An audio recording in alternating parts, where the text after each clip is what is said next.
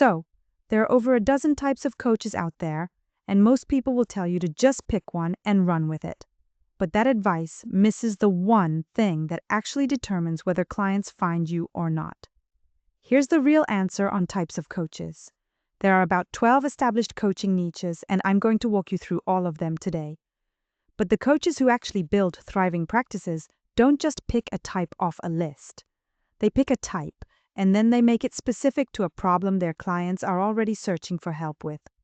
In this video, I'll break down every major coaching niche, show you how coaches in each one actually win clients. And at the end, I'll share the one question that makes choosing your niche dramatically easier. So let's start with the group that probably comes to mind first when most people think about coaching niches, and that's the business side of coaching. The first major type of coach is the business coach. Business coaches help employees, entrepreneurs, and companies perform better.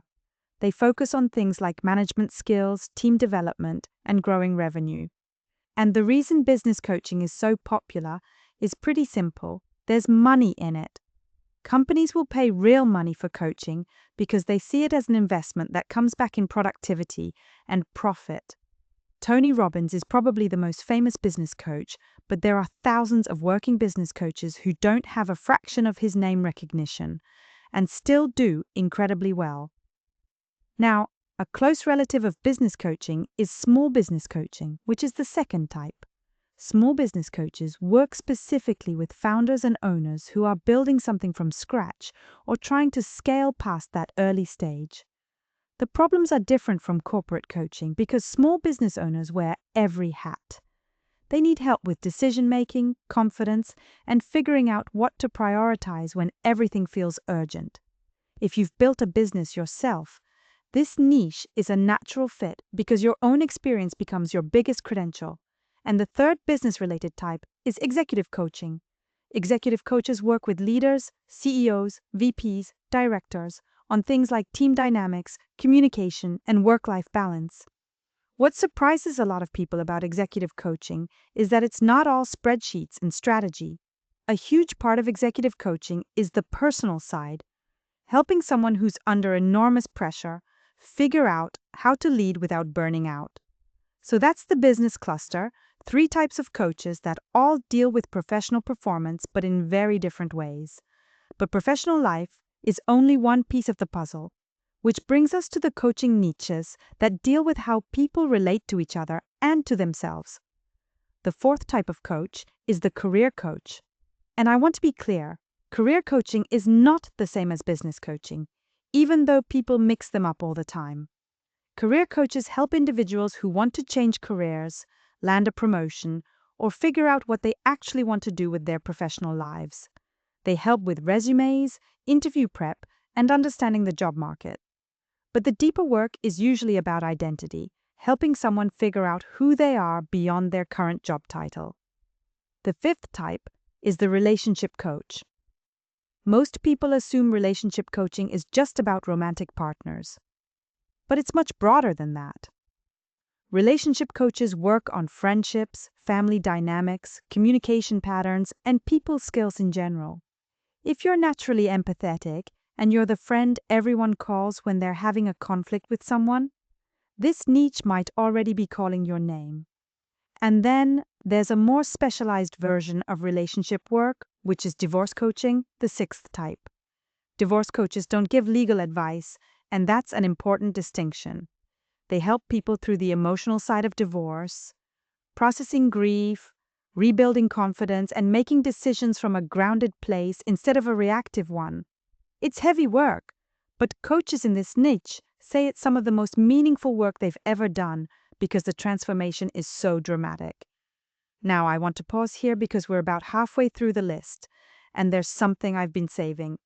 Stay with me for a few more minutes, because the real insight about coaching niches isn't which type you pick, it's what you do after you pick it. I'll get to that shortly.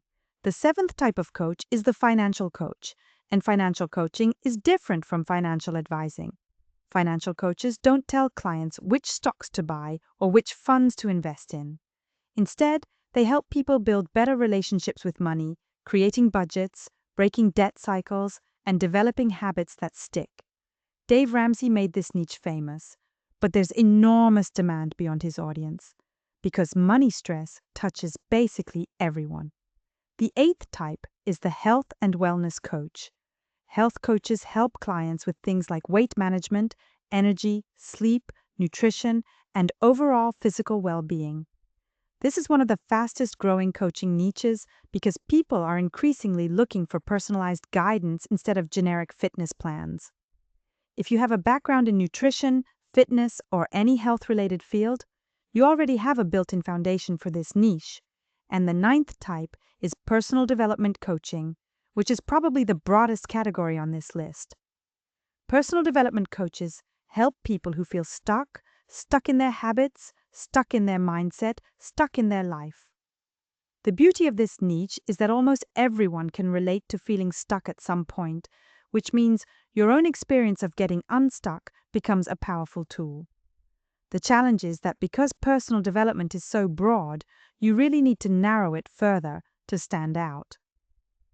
I set up my own coaching packages on Paperbell, and the process of building each package forced me to get specific about what transformation I was offering. And that clarity completely changed my marketing. The 10th type is the Christian life coach. This is one of the most specialized niches because it combines coaching skills with faith.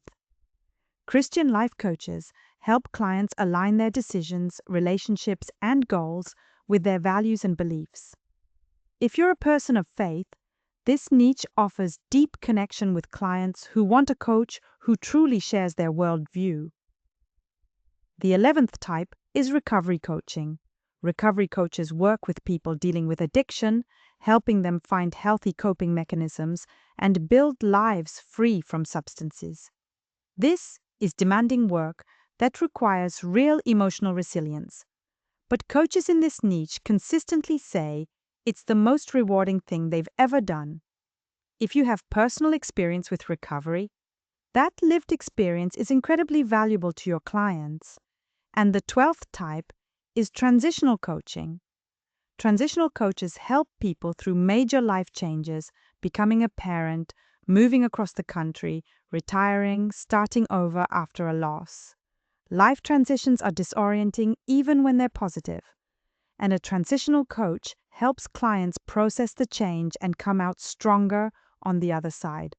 So those are the 12 major types of coaches. But here's the thing I promised you earlier, and this is the part I wish someone had told me when I was starting out.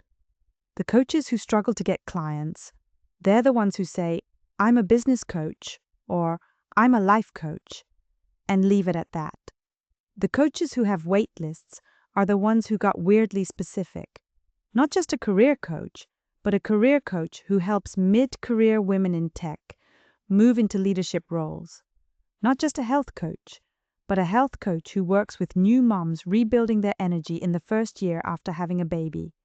Nobody tells you this, but the 12 types of coaches I just listed are starting points, not finish lines. Your actual niche is where one of those types meets a specific person with a specific problem, and you don't need to figure out your perfect niche before you start coaching.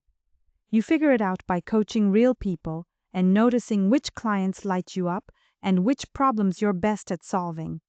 I have a coach friend who started as a generic personal development coach, and within 6 months realized that every client she loved working with was a woman going through a career change in her 40s. That became her niche, and her business took off because her messaging finally matched what her ideal clients were actually searching for. So once you've picked your direction, even a rough one, the next step is making it real. And making it real means having somewhere clients can actually find you, learn about your coaching, and book with you. When I first started, I spent weeks trying to piece together a website, a scheduling tool, a payment system, and a way to share packages. It was a mess. Now I use Paperbell for all of it. My packages, my scheduling, payments, everything lives in one place. Each coaching niche I just described requires slightly different package structures, and the ability to customize how clients book and pay makes a real difference no matter which type of coach you become. But the tool is secondary to the decision. The decision is this: Which of these 12 types of coaching makes you think, I could talk about that problem all day and never get bored? That's the question. Not which one pays the most. Not which one your friend told you is hot right now. Which one grabs you so hard that doing the work wouldn't feel like work? Because passion is what makes clients trust you. And trust is what makes coaching businesses last. If you want to get started today, I use Paperbell. It's free to try, and there's a link in the description. You can set up your first coaching package in about 10 minutes, and your first client can book and pay without you needing any other tool. Go pick your niche, build your first package, and start coaching. You can always refine later, but you can't refine something that doesn't exist yet.